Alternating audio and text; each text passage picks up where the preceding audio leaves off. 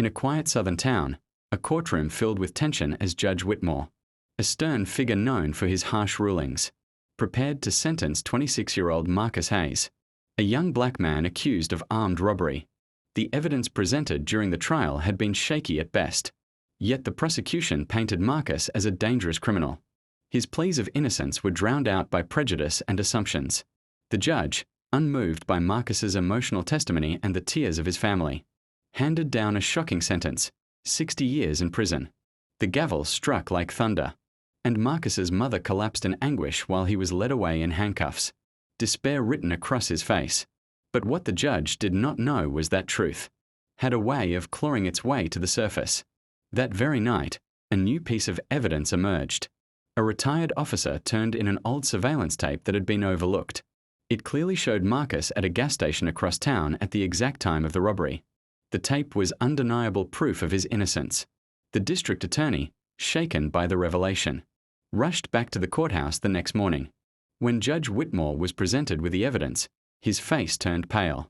For the first time in his long career, he realized the devastating weight of his error.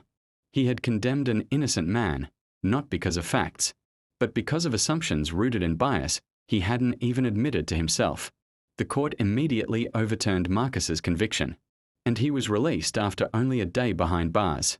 But freedom could not erase the sting of injustice he had felt when his life was nearly stolen. Standing before the court, Marcus did not shout in anger. Instead, he spoke with a calm strength. "You almost took 60 years from me," he said, his voice steady. "But I will not let hatred take my future. What I want is change, for no one else to stand where I stood because of the color of their skin." His words carried more weight than any gavel ever could. Judge Whitmore, deeply moved, requested a private meeting with Marcus and his family. With tears in his eyes, he admitted his failure, not just as a judge, but as a man entrusted with justice. He pledged to use his position to fight systemic bias, starting with reforms in how evidence was handled and how juries were selected.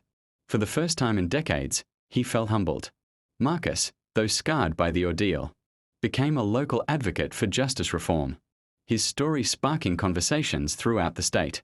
What began as an act of injustice transformed into a powerful reminder that one man's courage to forgive could change an entire system.